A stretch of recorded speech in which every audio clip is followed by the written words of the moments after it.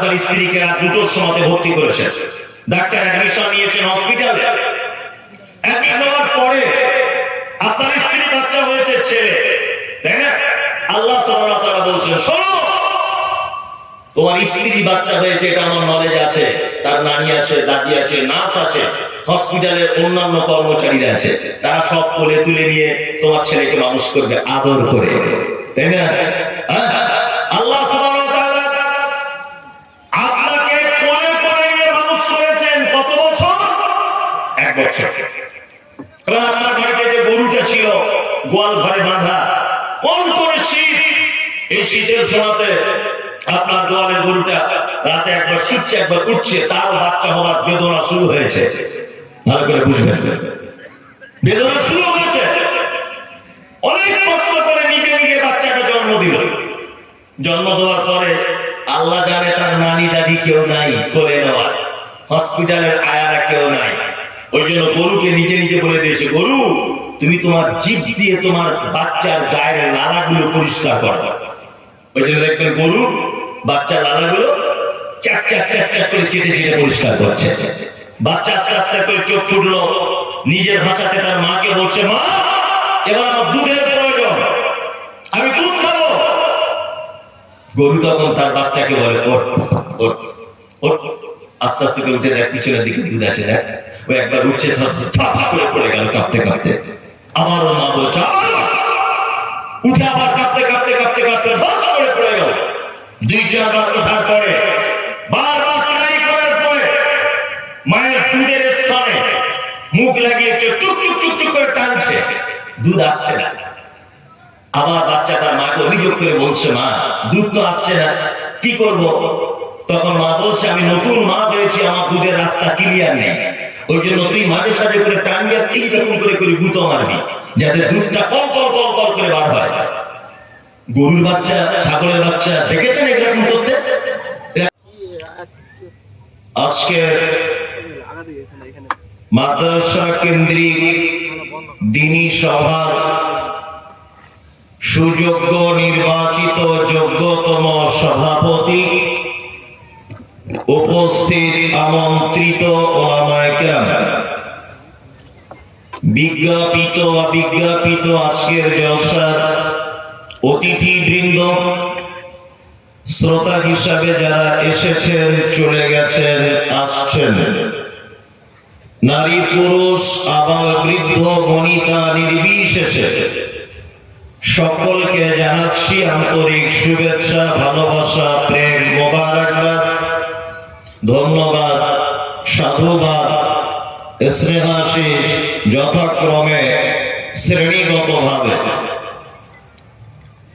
আলহামদুলিল্লাহ, আমি আরবিতে আল্লাহ প্রশংসা আদায় করেছি, তথাপিও আমি নিজে একজন পিওর বাঙালি, ওই জন্য বাংলাতেও রবের প্রশংসা আদায় করছি যে মহান রব আমাদেরকে দুনিয়াবি সমস্ত রকম খারাপি থেকে বাঁচিয়ে হাদিস এবং কোরআন শোনার তৌফিক দান করেছেন।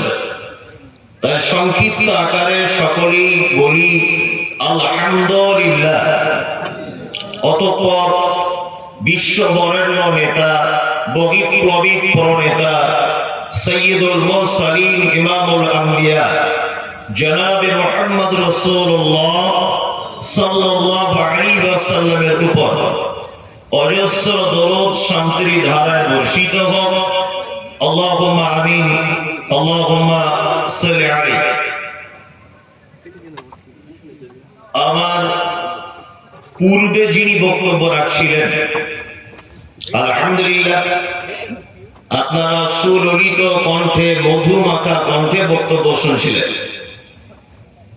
এখন আমার তো অত কণ্ঠস্বর ভালো নয়, আমি তবুও ভাঙাচুরো গলাতে এখন ঠেলে ঠেলে নিয়ে যেতে হবে আর কি।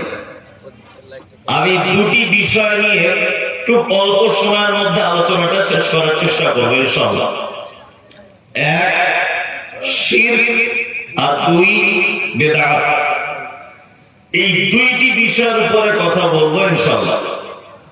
আর যদি বলেন যে আর কি অন্য কোনো বিষয় খুঁজে পাওয়া যায় না, শিরিক বেদাতটাই বলতে হবে? আসলে আমি এখন নিজে তদন্ত করে যা বুঝতে পারছি, সারা পশ্চিম বাংলাতে যত বক্তা আসে আমাকে নিয়ে, সমস্ত বক্তাদের উচিত যে 2 ঘন্টা 1.5 ঘন্টা টাইম কমিটির পক্ষ থেকে যতটাই দেওয়া হবে, অন্তত পক্ষে 20 মিনিট 30 মিনিট এই দুটো বিষয় সম্পর্কে মানুষকে ভাবানো উচিত। যদি বলছেন কেন, কেন উত্তরটা আগে দিই। আমার বয়স 50 বছর, ভালো করে বুঝবেন। 50 বছর আপনি 3 বার হজ করেছেন, 3 বার উমরা করেছেন, আপনি 5 ওয়াক্ত নামাজ পড়েন, আর রোজা প্রত্যেক মাসে মানে বছরে করেন। এক কথাতে 50 বছরে আপনার কোনো গুনাহ নেই, সবটাই আপনার নেকি।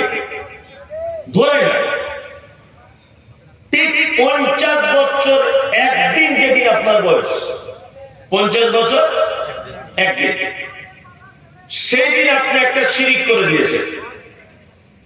সেই দিন যদি আপনি একটা শিরিক যদি করেন, তাহলে 50 বছরে যত ইবাদত আপনার আমলনামাতে জমা ছিল, এই একদিনে একটা শিরিক করার কারণে সব ইবাদত বাতিল, একটা নেকিও থাকবে না।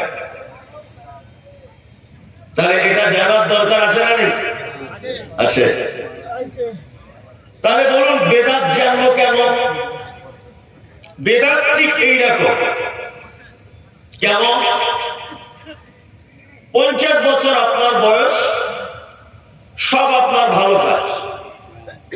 50 বছর একদিনে আপনি একটা বেদাত করেছেন। ধরে নেন আরো 20 বছর আপনি বেঁচে থাকবেন, 20 বছর। এই 50 বছর একদিন বয়সে যদি একটা বেদাত আপনি করেন, তাহলে আর যে 20 বছর আপনি ইবাদত করবেন বেঁচে থাকা অবস্থায়, এই 20 বছরের একটা ভালো কাজ আল্লাহর দরবারে কবুল হবে না। তাহলে এই দুটো বিষয় জানার দরকার আছে না নেই? আছে? আছে। তাহলে আমি দুটো পাঠ করে নিই। যদি 1 ঘন্টা বলি তাহলে 8 ঘন্টা করে, যদি 1.5 ঘন্টা বলি তাহলে অর্ধেক অর্ধেক করে, 2 ঘন্টা বললে 1 ঘন্টা করে। কারণ আপনারা যতক্ষণ থাকবেন ততক্ষণ আমি চালাবো। এখন ঘটনা হচ্ছে, প্রথমে আমরা জানবো শিরকের বিষয়টা। শিরক কাকে বলে? দেখুন একটা কথা বলি, আপনি এখন যত বড় পণ্ডিতই হন, যত টাকাওয়ালাই হন, যত বড়ই শিক্ষিত লোক হন, এই মুহূর্তে আপনি এখন ভেবে বসুন যে মমতাজুল ইসলাম আমার শিক্ষক আর আমি তার ছাত্র, আর আমি ঠিক শিক্ষকের ভূমিকা পালন করি। ছাত্রকে যেমন করে বোঝায় ঠিক তেমন করে একটা করে বোঝানোর চেষ্টা করছি।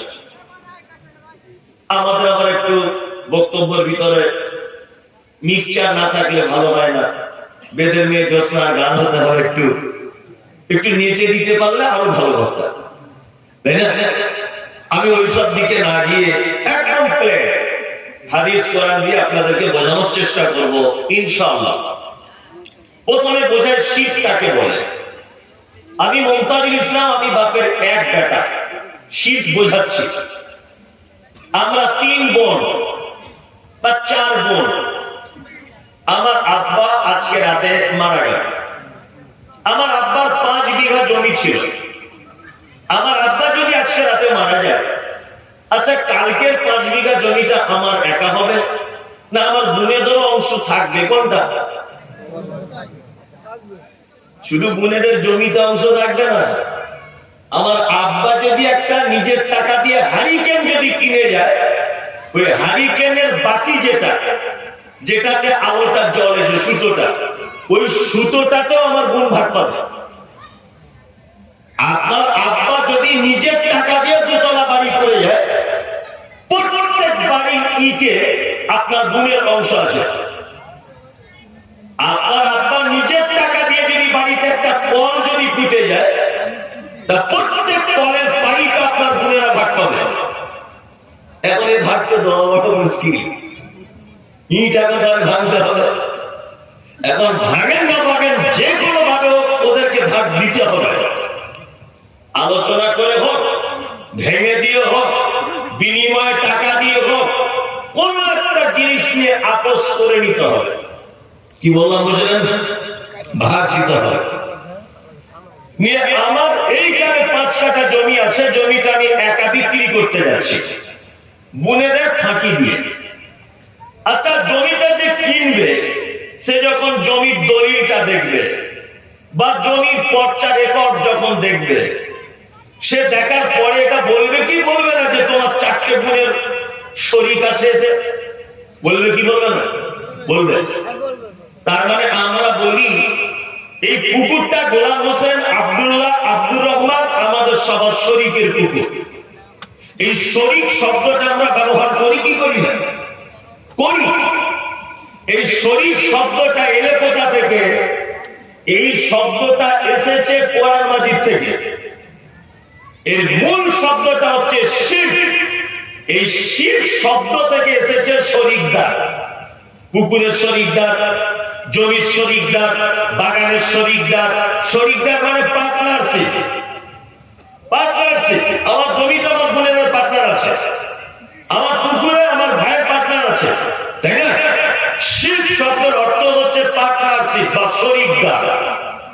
এক কথাতে বুঝে নেন, আল্লাহ যে ক্ষমতা আছে, এই ক্ষমতা পৃথিবীর অন্য কারো আছে এইটা মনে করা এবং এই ক্ষমতাতে কারো পার্টনারশিপ আছে এইটা মনে করার নাম শিরক। তাই তো? এটা বুঝে গেলেন? আর একটা জিনিস আপনাকে বোঝাই, শিরক হচ্ছে 2 প্রকারের। কয় প্রকার? 2। একদম আপনি স্টুডেন্ট, আমি শিক্ষক, চুপচাপ ধরে বসুন। একটা হচ্ছে বড় শিরক, শিরক আকবার। আর একটা হচ্ছে ছোট শিরক, শিরক আসগর। তাই না? বড় শিরক করলে কি ক্ষতি হয় আর ছোট শিরক করলে কি ক্ষতি হয়, এইটা আপনাদেরকে একটু বোঝাই। আচ্ছা, আপনারা বলুন, জান্নাতে যেতে গেলে কি কি লাগে? কারো জানা আছে? কেউ বলতে পারবেন যে জান্নাতে যেতে গেলে কটা জিনিস লাগে? বলতে পারবেন না। আর বলতে পারলে আমি বাসবই কেন? জান্নাতে যেতে গেলে 3টে জিনিস লাগে। কটা? 3টা। 1, ঈমান থাকতে হবে। 2, মুসলিম হতে হবে। 3, ভালো আমল কিছু থাকতে হবে। কেউ যদি মনে করেন যে আমার ঈমান আছে, আমি মুসলিম, কিন্তু আমার ভালো কাজ কিছু নেই, শুনুন একটা কথা বলি, আল্লাহ সুবহানাহু ওয়া তাআলা আপনাকে যদি জান্নাতে দেন, তাহলে কিছু ভালো কাজের মাধ্যমেই আপনাকে জান্নাতে দিলেন। তার একটা প্রমাণ আপনাকে বলি। একজন দেহ ব্যবসায়িক নারী যে তার রূপ যৌবনকে পয়সার বিনিময়ে বিক্রি করত, এই মহিলাটা রাস্তা দিয়ে হেঁটে হেঁটে যাচ্ছে, যেতে যেতে দেখলো একটি তৃষ্ণার্ত কুকুর পিপাসায় কাতর হয়ে আছে। একটা কূপের সাইডে নরম মাটিতে জিভ দিয়ে চাটছে। মহিলাটার মনে দয়া হলো। মহিলাটা তার পরনের কাপড় ওড়না দিয়ে পায়ের মোজাটা খুলে কাপড়ে বেঁধে কূপের ভিতর থেকে 2-4 ফোঁটা পানি তুলে কুকুরটাকে পান করিয়েছিলেন। আচ্ছা বলুন তো, মহিলাটা ক্ষমা পেয়েছিলেন কি পায়নি? পেয়েছিলেন? পেয়েছিলেন। তার মানে বুঝতে পারা যায়, আল্লাহ যদি আপনাকে ক্ষমা করার ইচ্ছা যদি করেন, তাহলে ভালো কাজের মাধ্যমেই ইচ্ছা করেন এবং ভালো কাজের মাধ্যমেই জান্নাতে দেন। কি বললাম বুঝলেন? এইবার আপনাকে একটা কথা বলি, তাহলে জান্নাতে যেতে গেলে 3টা জিনিস লাগে। ঈমান, মুসলিম হওয়া লাগে, আর ভালো কাজ লাগে। কোন মানুষ যদি বড় শিরক যদি করে, বড় শিরক, এই শিরকটা যদি কেউ করে, ঈমান, নষ্ট হবে। ভালো করে বুঝবেন, মুসলিম থাকবে না, ভালো আমল নষ্ট হয়ে যাবে। তার মানে বড় শিরক করলে জান্নাতে যাওয়ার আর কোনো চান্স নাই, তাই না? এইবারে থাকলো ছোট শিরক। ছোট শিরকটা যদি কেউ করে তাহলে তার ক্ষতি কি? ছোট শিরক কেউ করলে ক্ষতি এক, ঈমানের ক্ষতি হবে, আমলের ক্ষতি হবে, কিন্তু লোকটা মুসলিম থাকবে। তার মানে পুনরাতে লোকটা আবার ঈমান আনার সুযোগ রাখে, ভালো কাজ করার সুযোগ থাকে। আর বড় শিরক করলে তার আর কোনো কিছু থাকে না। জেনে গেলেন তাহলে? এবার আপনারা জানুন যে বড় শিরক আবার কয়েকটা ভাগে বিভক্ত। মুহাদ্দিসিনগণ বড় শিরকটাকে কয়েকটা ভাগে বিভক্ত করেছে। এক, আশরিক ফি যাত, আল্লাহ যে একক সত্তা, এইটাকে যারা অবিশ্বাস করবে তারা শিরকে আকবারের ভিতরে যুক্ত হবে। আপনারা জানেন যে খ্রিস্টান ভাইদের আল্লাহ তিনটা। কটা? তিনটা। যিশু আল্লাহ, ওর মা আল্লাহ, আর আল্লাহ আল্লাহ। বর্তমানে সনাতনী ভাইরা বা হিন্দু ভাইদের, আমি ওনাদেরকে খারাপ বলছি না, জাস্ট বোঝানোর জন্য, ওনাদের তো আবার আল্লাহ বা ভগবানের শেষ নেই। স্কুলে যখন বাচ্চারা পড়াশোনা করে, আর স্কুলে কি পুজো হয়? সরস্বতী। তার মানে ওনাদের একটা দাবি যে বিদ্যার ডিপার্টমেন্টটা সরস্বতীকে দেওয়া হয়েছে, এটা ওনাদের দাবি। আচ্ছা, যারা লোহারাত করে ব্যবসা করে, মোটরসাইকেলের গ্যারেজ, 4 চাকা গাড়ি ছাড়ার গ্যারেজ, এরা কি পূজা করে? বিশ্বকর্মা। তার মানে ওনারা জানেন যে বিশ্বকর্মার হাতে লোহারাত করে দায়িত্বটা আছে, তাই না? গরু দেবতা, ব্যাং দেবতা, সাপ দেবতা, তুলসী গাছ দেবতা, বেল গাছ দেবতা, সব দেবতা। পৃথিবীতে একটি ধর্মের মানুষ একক সত্তার উপরে বিশ্বাস করে, তারা কারা? কারা? মুসলিম। কোন মুসলিম যদি একক সত্তার ব্যাপারে দ্বিমত পোষণ যদি করে, তাহলে সে আর জান্নাতে যাওয়ার সুযোগ লাভ করবে না। এবার আপনাদেরকে জিজ্ঞাসা করছি আমি, এটা জানার দরকার, বহু দরকার। আচ্ছা বলুন, আপনাকে এবার আল্লাহ সম্পর্কে যদি জিজ্ঞাসা করি, বলুন তো আল্লাহ কয়জন? কারা কারা বলছে? হাত তুলুন, হাত তুলুন। আল্লাহ এক, তাই তো? তুলুন, একটা তুলুন। এক। সবাই বলছে আল্লাহ এক, কিন্তু আমি তো হাত তুলবো না, আমি আপনাদের দলে নয়। যদি বলছেন তাহলে আপনি কোন দলে? আমি যে দলে, ওটা বলার জন্যই এসেছি। আচ্ছা, আপনারা এখানে মাদ্রাসার ছেলে কেউ বসে আছে? এখানে মাদ্রাসার ছেলে বাবু তোমরা কেউ আছো? তুমি হিফজ খানাতে পড়ো না এমনি দার্সে পড়ো? হিফজ, তার ও পারবে না। দার্সের ছেলে এখানে আলেম ওলামা আছে, অনেক আছে। আপনারা সচেতনশীল মানুষ জানেন, আল্লাহ সুবহানাহু ওয়া তাআলা পবিত্র আল কোরআনে নিজের পরিচয় দিতে গিয়ে বলছেন, কুল হুয়াল্লাহু আহাদ। নবী আপনি বলুন আল্লাহ এক, তাই তো? আচ্ছা, আপনারা যারা বসে আছেন, আরবিতে এক, একের আরবি কি বলুন? কারা বলছো আগে? আপনারা ঠিক তেমন বাংলাতে আছে 1 2 3 4 হাবি জাবি 100, ইংরেজিতে আছে 1 2 3 4 5 6 হাবি জাবি 100। ঠিক আরবিতে আছে না? ওয়াহিদ ইসনা সালাসা আরবা খামসা সিত্তা সাবা, এইভাবে 100 পর্যন্ত। তাহলে আরবিতে এককে কি বলে? ওয়াহিদ, মানে এক। আল্লাহ সুবহানাহু ওয়া তাআলা কোরআন মাজিদে বলেছেন কুল হুয়াল্লাহু আহাদ। আল্লাহকে ওয়াহিদ বলছে না, কি বলছে? আহাদ। আহাদ আর ওয়াহিদ শুনতে একরকম লাগছে না আলাদা লাগছে? আলাদা। নিশ্চয়ই তার এতে মহা কিছু ভরা আছে। আছে না নেই? আছে। এই দেখুন আপনাকে একটা জিনিস দেখায়, তাহলে আপনি আরো বেশি ভালো বুঝতে পারবেন। আমার হাতে আমি এখন এখানে 1 লিখলাম, আমার দিকে বলুন, এখানে 1 লিখলাম, 1-এর পাশে একটা শূন্য দিলাম, কত হলো? 10। আচ্ছা 10 যখন বলছি তখন 1-এর কোনো অস্তিত্ব থাকছে? থাকছে না? থাকছে না। আচ্ছা 1-এর আগে আমি 4 লিখলাম, হলো কত? 41। তাহলে 41 যখন বলছি তখন 1-এর অস্তিত্ব থাকছে না। তার মানে এই 1 কখনো ডান দিকে কাউকে নেয়, কখনো বাম দিকে কাউকে নেয়। ও কখনো কখনো ডান দিকে কাউকে নেয়, আবার কখনো বাম দিকে কাউকে নেয়। 41 কখনো একা 41 হতে পারবে না, পারবে? তার আগে 4 লাগবে। 1 কোনদিন 11 হতে পারবে না, আর একটা 1 ডান দিকে লাগবে, তাই না? এই একটা নাম আরবিতে ওয়াহিদ। একটা নাম কি? ওয়াহিদ।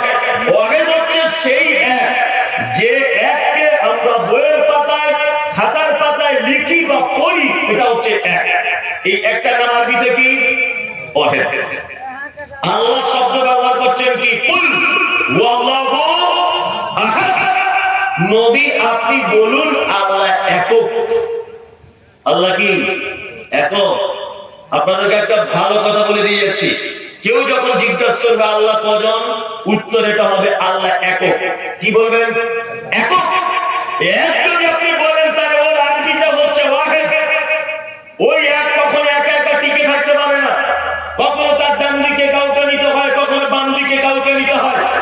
আল্লাহ সুবহানাহু ওয়া তাআলা পবিত্র আল কোরআনে শব্দ ব্যবহার করেছেন, এই শব্দটা কি?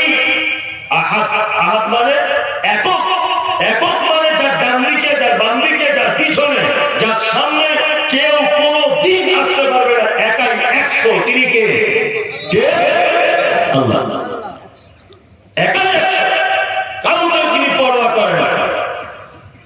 আর আমরা শিরক ফিসা, এটা আমরা বুঝতে পারলাম। এবার আপনাদেরকে আরেকটা কথা বোঝাই, আর শিরক ফিসিফা, আল্লাহ সুবহানাহু ওয়া তাআলার যে গুণ আছে, গুণ ভালো করে বুঝবেন।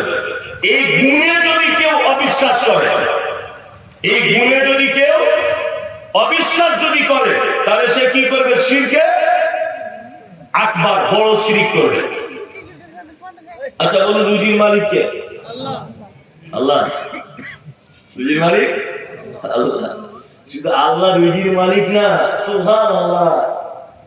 এই তো অবাক করা ব্যাপার, এই কথা কে বলবে? শুধু আমরা সারা জীবন বলেছি আল্লাহ রুজির মালিক, রুজির মালিক। এটা তো 100 বার আল্লাহ রুজির মালিক। কেমন রুজির মালিক? সুবহানাল্লাহ। আপনার তিনি আমার পরিচিত মানুষ, অনেকদিন থেকে চেনা পরিচয়। তো উনি একদিন হঠাৎ করে ফোন করে আমাকে বলছেন, মমতাজ স্যার, আপনার বাড়িতে আমরা আমাদের গ্রাম থেকে 30 জন লোক যাচ্ছি জলসার জেট করতে। তা আমি ফোন করলাম ওনাকে, যে আচ্ছা 30 জন তো আপনার আসছে, তা কি রান্না বান্না করলে সুবিধা হয়? তা আমার স্ত্রী বলছে ফোন করতে হবে না, বিরিয়ানি করে দিই। ও কলকাতার মেয়ে, ভালো বিরিয়ানি করতে পারে, তাহলে বিরিয়ানি করে দাও। তা ওনাকে আমি জিজ্ঞাসা করছি ফোন করে যে হুজুর বিরিয়ানি করে দিচ্ছি। উনি তখন আমাকে বলছে, দেখুন 30 জনের ভিতরে 25 জন বিরিয়ানি খায় না, 5 জন খায়। আমার স্ত্রীকে বললাম, দেখো তো গোলমাল হয়ে গেল, বিরিয়ানি তো 25 জন খায় না, 5 জন খায়। তা আবার আমি ফোন করলাম, আচ্ছা তাহলে কি খেতে পছন্দ করে? বলছে তাহলে সাদা ভাত করবো। আমার স্ত্রীকে বললাম, তাহলে ডাল আলু গোস্ত যেমন সাদা ভাত হয় তাই করো। তো ও সাদা ভাতের প্রস্তুতি নিচ্ছে। আমি আবার ফোন করলাম যে ভাই সাদা ভাত করছি, তাহলে নির্দিষ্ট টাইম আসবে, দুপুরবেলা খাওয়া দাওয়া করবেন। উনি তখন বলছেন, সাদা ভাতে কি গোস্ত করছেন? গরুর গোস্ত। উনি তখন বলছেন, দেখুন ওর ভিতরে আবার 4 জন লোক গরুর গোস্ত খায় না, আবার 12 জন দেশি মুরগি পছন্দ করে, ওরাও গরুর গোস্ত খায় না। তা আমি বলছি, ভাই তাহলে কি করবো? বলছে আবার 3 জন আছে হরিণের গোস্ত খুব পছন্দ করে। আচ্ছা আমার স্ত্রীকে যদি বলি যে 30 জন মেহমান আর 24 জায়গায় রান্না করতে হবে, ও আমার সংসার করবে বলে মনে হয়? থাকলে তার হাঁড়ি ঘন্টা আমি চললাম। আচ্ছা বলুন, এইভাবে কাউকে মেহমানদারি করা যায়? আমরা এখন বক্তা এসেছি এখানে 10 জন বক্তব্য দিতে। তা আমি বলছি আমি রুটি খাই, গরুর গোশত খাই না, দিশিও খাই না। এই মহিষের গোশ খাই। তা আমার আগে যিনি বক্তা উনি বলছেন যে আমি তো পোলাও খাই, ফাইজি সাহেব বলছেন আমি কুপ্তা ভাজা খাই। তো কমিটি পাগল হয়ে যাবে না? হ্যাঁ, এদের নামই ভালো, পাগল হয়ে যাবে। তার মানে বোঝা যাচ্ছে যে প্রত্যেক মানুষের রুচি মতো খাবার পরিবেশন করা, তার চাহিদা মতো খাবার পরিবেশন করা সম্ভব না। আল্লাহ কেমন রুজির মালিক? ব্যাঙ যেটা খায় পুকুরে সেটা খায় না, হাতিতে যেটা খায় গরুতে সেটা খায় না, বাঘে যেটা খায় সিংহতে সেটা খায় না, মুরগিতে যেটা খায় ছাগলে সেটা খায় না, ছাড় পোকাতে যেটা খায় কেঁচোতে সেটা খায় না, মাছ যেটা খায় ব্যাঙ সেটা খায় না। এক একজনের খাদ্য আলাদা আলাদা করে পরিবেশন করেন তিনি কে? আল্লাহ। শুধু এই নয়, শুধু এই নয়, আমি গাড়ি থেকে ফোন করছি আজকে রাতে বাড়ি যাব, আমার বেটিকে বলছি মা তুই কি খাবি বল, আমি চকলেট ডেয়ারি মিল্ক। ছেলেকে বলছি বেটা তুই কি খাবি, বলছে আমি কুরকুরে। আমার স্ত্রীকে বলছে আজকে তো প্রায় 29 দিন বাড়ি যাইনি, আজকে যাবো, তুমি কি খাবে? তো হচ্ছে শীতকাল পড়েছে, নলেন গুলে রসগোল্লা হলে ভালো হয়। আমার ফ্যামিলিতে 5 জন লোকের 5 জনের আলাদা আলাদা চাহিদা, তাই না? তার যদি 10 জন লোক হয় আর আমি মমতাজুল ইসলাম যদি একা বাপ হই, আমার 10টা সন্তানের আলাদা আলাদা করে স্বপ্ন পূরণ করা সম্ভব না অসম্ভব? অসম্ভব। কিন্তু এইভাবে সমস্ত মানুষের রুচি যিনি বিলি বন্টন করেন তিনি কে? আল্লাহ সুবহানাল্লাহ। রাজ্জাক। রুজি কোথা থেকে আসে? উপর থেকে। এই বিশ্বাস যদি কেউ না করে তাহলে সে শিরকে আকবারের ভিতরে ঢুকে যাবে। কাপড়ের দোকান করেছিলেন, আপনাকে জিজ্ঞাসা করছি ভাই দোকান কেমন চলছে? আপনি তখন বলছেন দোকান আগে ভালো চলতো, পাশে আবার আরেকটা কাপড়ের দোকান হয়েছে, ওই জন্য বেচা কেনা কমে গেছে। এই যে কথাটা আপনি বললেন এটাই শিরকে আকবার। মানে আপনার ধারণা হয়ে গেল যে ও কাপড়ের দোকান করেছে বলে আমার রুজি করেছে।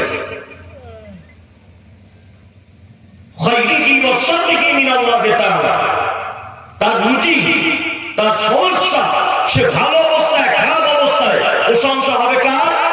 আল্লাহ। আলহামদুলিল্লাহ, যে অবস্থায় চলছি আলহামদুলিল্লাহ, আল্লাহ প্রশংসা করে শেষ করা যাবে না। ভালুকা রোডের প্ল্যাটফর্মে যারা শুয়ে আছে তাদের থেকে তো আমি ভালো আছি। হোটেলের সামনে যারা ভিক চাইছে এক মুঠো খাবারের জন্য তার থেকে তো আমি ভালো আছি। কি বলতে হবে? আলহামদুলিল্লাহ। আল্লাহ সুবহানাহু ওয়া তাআলার যে গুণ, এই গুণের প্রতি যারা বিশ্বাস করবে না তারা শিরকে আকবারের ভিতরে চলে যাবে।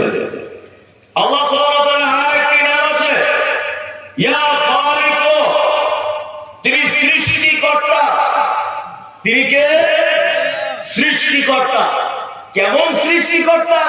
অবাক করা ব্যাপার, একদম অবাক। সুবহানাল্লাহ। আমার হাতে যে মোবাইলটা আছে এটা ভিভো, কম দামের ফোন। আমি মোবাইল বুঝি না বলে কম দামের ফোনই ব্যবহার করি, 15-16 হাজার টাকা দাম। তাই ভিভো মোবাইল, এই যে কোম্পানিটা মোবাইল ব্যবহার করেছে বা দিয়েছে, এ নিশ্চয়ই রিয়েলমি কোম্পানি নকল করেছে বা স্যামসাং কোম্পানি নকল করেছে, কারো না কারো নকল করে তবে তৈরি করেছে। আমি যে ঘড়িটা হাতে পরে আছি এ নিশ্চয়ই অন্য কোন কোম্পানিকে নকল করে বা দেখে তবে তৈরি করেছে, তাই না? আল্লাহ কেমন সৃষ্টি করেন? তিনি বলছেন বাদিউস সামাওয়াতি ওয়াল আরদ, আমি আসমান এবং জমিন পৃথিবী যা কিছু তৈরি করেছি বিনা নমুনাতে, কাউকে না দেখে কোনো পরামর্শ ছাড়াই বানিয়েছেন। কে? আল্লাহ। আচ্ছা, এর আগেও একবার কেউ আকাশ তৈরি করেছিল যে যাকে দেখে আল্লাহ তৈরি করেছে? আপনার মতো মানুষের আগেও কেউ বানিয়েছিল যে যাকে দেখে আল্লাহ আপনাকে বানিয়েছে? না, কোন নমুনা ছাড়াই। সৃষ্টি কেমন দেখুন, অবাক করা তথ্য আপনাকে জেনেছি। কাশ্মীরে বেড়াতে গেলেন, কাশ্মীরে বেড়াতে গিয়েছেন, চারিদিকে বড়, চারিদিকে বড়। সুবহানাল্লাহ। আপনি যে বাড়িটাতে আছেন, আপনি, আপনার স্ত্রী, আপনার একটা ছোট্ট বাচ্চা, বয়সটা 2 বছর, সে মায়ের বুকের দুধ পান করে। তা কাশ্মীরে যখন চারিদিকে বরফ জমেছে, ইলেকট্রিক নেই, কারেন্ট নেই, আপনার বাচ্চাটা ঠক ঠক ঠক ঠক করে কাঁপছে, আপনার স্ত্রী ঠক ঠক করে কাঁপছে, আপনি নিজে ঠক ঠক ঠক ঠক করে কাঁপছেন। বাচ্চাটা বায়না ধরেছে, মা আমি দুধ পান করব। দুধ কারেন্ট নাই, দুধ কি করে গরম হবে? বাচ্চার জন্য তো গরম দুধ চাই। আল্লাহ সুবহানাহু ওয়া তাআলা বলছেন, মায়ের গায়ে যদি তুমি হাত দিয়ে দেখো তার গাটা ঠান্ডা গরম, কিন্তু আমি আল্লাহ মায়ের বুকের স্তনের ভিতরে টেম্পারেচার মেশিন বসিয়ে রেখেছি। সুবহানাল্লাহ। বরফে যদি মা ঠেকেও যায়, বাচ্চার জন্য উষ্ণ গরম দুধের ব্যবস্থা করেছি মায়ের বুকের স্তরে। তার ভিতরে আমি মেশিন বসিয়ে রেখেছি আলাদা একটা পাস। যতই গরমের শীত হোক না কেন, মায়ের দুধ বাচ্চার জন্য উষ্ণ গরমই পাবে যতটা তার প্রয়োজন। সুবহানাল্লাহ বললেন না? মানে এসব বক্তব্য শুনে সুবহানাল্লাহ আমাদের হয় না। আমাদের কোন বক্তব্যে সুবহানাল্লাহ হয়? অমুক জায়গায় একটা আল্লাহর ওলি ছিল, ভাইরে 40 বছর বিয়ে করেনি, বড় বড় তার বউ, মাথায় তার চুল উকুনে ভর্তি, গায়ের গন্ধে ঘুম হয় না, একটা ঠ্যাং গাছের উপরে বাঁধা থাকে এরকম করে। এত বড় আল্লাহর ওলি, এক মিনিটে 33,000 বার আল্লাহকে ডাকে, আর গঙ্গা নদীটা খালি পায়ে হেঁটে হেঁটে পার হয়ে যায়। পাবলিক মূর্খ বলছে নারে তাকবীর, আল্লাহু আকবার। সুবহানাল্লাহ, কি বড় আল্লাহর ওলি। আমরা এইসব বক্তব্য শুনলে সুবহানাল্লাহ আলহামদুলিল্লাহ বলি, অথচ এত বড় একটা কথা বললাম যে আপনার স্ত্রীর বুকে আলাদা পাস মেশিন বসিয়ে রেখেছেন কে? আল্লাহ। সৃষ্টি কেমন দেখো, আশ্চর্যকর ব্যাপার। আপনার বাড়িতে গরুর গোশত রান্না করেন? করেন না? করেন। গরুর গোশত রান্না করেন। আচ্ছা, আপনারা কালকে একবার টেস্ট করবেন তো। 2 কেজি গরুর গোশত নিয়ে আপনার স্ত্রীকে বলবেন সকাল 6টা থেকে সন্ধ্যা 6টা পর্যন্ত জাল দিতে, আগুন জ্বালাতে, টক টক টক টক করে ফুটবে। মোমের মতো গলাতে পারবেন গরুর গোশত? মোমের মতো গলাতে পারবেন না। যতই আপনি তাকে ফোটান, তারপরও টেনে ছিঁড়ে খেতে হবে। হবে কি হবে না? হবে। ওই গোশতটা আপনি যদি গিলে নেন, ছিঁড়ে যদি একবার খেয়ে নেন, পেটের ভিতরে আল্লাহ সুবহানাহু ওয়া তাআলা এমন মেশিন বসিয়ে রেখেছেন, 2 ঘন্টা পরে দেখবেন পায়খানা হচ্ছে মোমের মতো নরম। ওই গোশতটা একদম নরম করে গলিয়ে পায়খানা রাস্তা দিয়ে বার করে দিচ্ছেন। তার ভিতরে কেমন টেম্পারেচার মেশিন বসানো আছে, সুবহানাল্লাহ। কেমন মেশিন বসানো আছে তাহলে? শুধু এই নয়, সৃষ্টি আল্লাহু আকবার। আপনার বলুন তো, গরুর বাছুর বলে হাঁটতে টাইম লাগে কতক্ষণ?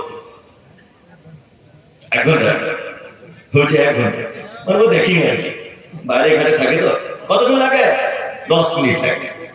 আচ্ছা বলুন তো, মানুষের বাচ্চা বলে হাঁটতে টাইম লাগে কতক্ষণ? 1 বছর। কেন? সুবহানাল্লাহ, সুবহানাল্লাহ। কেন মানুষের বাচ্চার জন্য 1 বছর টাইম? কেমন সৃষ্টিকর্তা তিনি, আর গরুর বাচ্চার জন্য 10 মিনিট। সুবহানাল্লাহ। আপনার গরুটা বাড়িতে প্রেগন্যান্ট, আপনার গরুটা প্রেগন্যান্ট, আপনার স্ত্রীও প্রেগন্যান্ট, আপনার স্ত্রী বাচ্চা ডেলিভারি হবে। আপনি আপনার বন্ধু সুজয়কে ফোন করে বলেছেন, সুজয় আমার 20,000 টাকা ধার দিও, আমার টাকা খুব কম। ভালুকা বা আপনার এদিকে মালদাতে আপনার স্ত্রীকে রাত 2টোর সময় ভর্তি করেছেন, ডাক্তার অ্যাডমিশন নিয়েছেন হসপিটালে। অ্যাডমিট হওয়ার পরে আপনার স্ত্রী বাচ্চা হয়েছে, ছেলে, তাই না? আল্লাহ সুবহানাহু ওয়া তাআলা বলছেন, শোনো, তোমার স্ত্রী বাচ্চা হয়েছে, এটা আমার নলেজ আছে, তার নানি আছে, দাদি আছে, নার্স আছে, হসপিটালের অন্যান্য কর্মচারীরা আছে, তারা সব কোলে তুলে নিয়ে তোমার ছেলেকে মানুষ করবে আদর করে, তাই না? আল্লাহ সুবহানাহু ওয়া তাআলা আপনাকে কোলে কোলে নিয়ে মানুষ করেছেন কত বছর? 1 বছর। এবার আপনার বাড়িতে যে গরুটা ছিল গোয়াল ঘরে বাঁধা, কোন কোন শীত, এই শীতের সময়তে আপনার গোয়ালের গরুটা রাতে একবার শুচ্ছে একবার উঠছে, তার বাচ্চা হওয়ার বেদনা শুরু হয়েছে। ভালো করে বুঝবেন, বেদনা শুরু হয়েছে। অনেক কষ্ট করে নিজে নিজে বাচ্চাটা জন্ম দিল। জন্ম দেওয়ার পরে আল্লাহ জানে তার নানি দাদি কেউ নাই করে নেওয়ার, হসপিটালের আয়ারা কেউ নাই। ওই জন্য গরুকে নিজে নিজে বলে দিয়েছে, গরু তুমি তোমার জিভ দিয়ে তোমার বাচ্চার গায়ের লালাগুলো পরিষ্কার করো।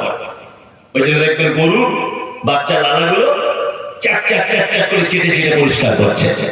বাচ্চা আস্তে আস্তে করে চোখ ফুটলো, নিজের ভাষাতে তার মাকে বলছে, মা এবার আমার দুধের প্রয়োজন, আমি দুধ খাবো। গরু তখন তার বাচ্চাকে বলে ওঠ ওঠ ওঠ, আস্তে আস্তে করে উঠে দেখ পিছনের দিকে দুধ আছে দেখ। ও একবার উঠছে, ঠাস করে পড়ে গেল কাঁপতে কাঁপতে। আবার ওর মা বলছে উঠে, আবার কাঁপতে কাঁপতে কাঁপতে কাঁপতে ঠাস করে পড়ে গেল। 2-4 বার ওঠার পরে বারবার ট্রাই করার পরে মায়ের দুধের স্থানে মুখ লাগিয়েছে, চুপ চুপ চুপ চুপ করে টানছে, দুধ আসছে না। আবার বাচ্চা তার মাকে অভিযোগ করে বলছে মা দুধ তো আসছে না, কি করব? তখন মা বলছে আমি নতুন মা হয়েছি, আমার দুধের রাস্তা ক্লিয়ার নেই, ওই জন্য তুই মাঝে সাঝে করে টানবি আর এইরকম করে করে গুঁতো মারবি যাতে দুধটা কল কল কল কল করে বার হয়। গরুর বাচ্চা, ছাগলের বাচ্চা দেখেছেন এরকম করতে? এরকম দুধ টানে, এরকম করে গুঁতো মারে না। কে বলে দিল ওকে? কে শেখালো যে তুমি দুধ টানতে টানতে এরকম করে গুঁতা মারবে তারপর দুধটা ভালো করে বার হবে? কে বললো? আল্লাহ। তিনি এমন খালিক, সৃষ্টি করার পরে তিনি এমনিতে ছেড়ে দেন না, সৃষ্টি করার পরে তার গন্তব্যস্থল পর্যন্ত তিনি পৌঁছে দিতে পারেন। তিনি কে? আল্লাহ। তিনি খালিক। সুবহানাল্লাহ।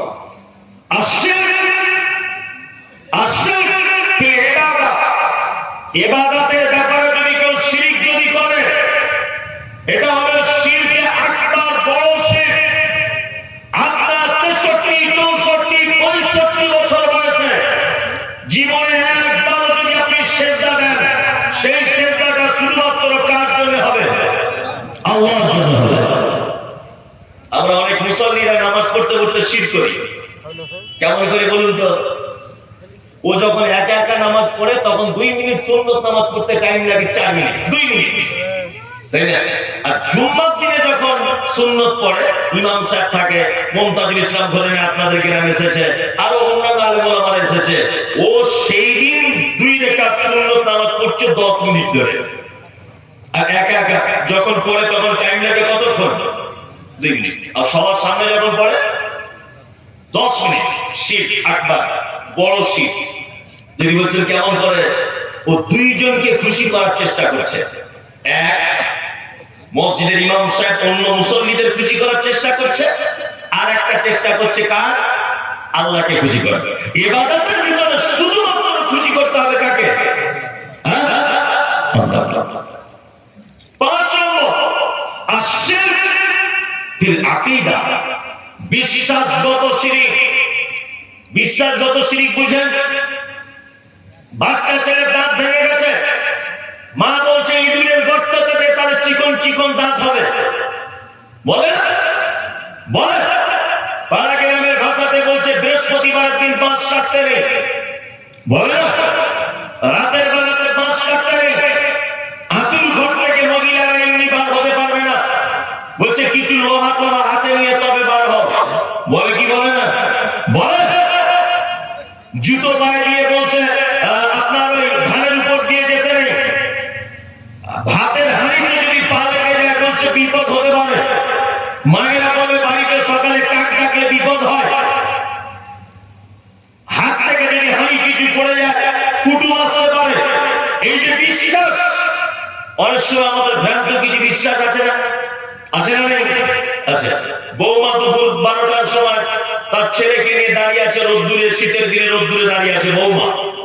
শাশুড়ি কোথায় ছিল হঠাৎ করে এসে বলছে বৌমা মেন গেটের সামনে তুমি আমার পোতাকে নিয়ে দাঁড়িয়ে আছো, কারণ নজর লেগে যাবে, ক্ষতি হবে ওর। বৌমা তখন কাঁদতে কাঁদতে বলছে মা তাহলে কি করব? বলছে হাঁড়ির তলার কালিয়া সরিষার তেল এইরকম করে ভালো করে ঘুরিয়ে পাছায় একটা লাগাও, এইখানে একটা লাগাও, আর বগলের দিকে একটা লাগাও, তাহলে নজর টজর কিছু লাগবে না। আপনাদের মা ওরাতে মনে হয় এগুলো করে না? বাচ্চা ছেলেদের টিপ টিপ লাগায়, তার মানে ওর মায়ের একটা বিশ্বাস যে চুলোর কালি আর সরিষার তেলে টিপ দিলে আমার পোতা ভালো হয়ে যাবে বা নজর লাগবে না। এটা শিরক। কি বলছি বুঝতে পারছেন? বিশ্বাস হলো শিরক।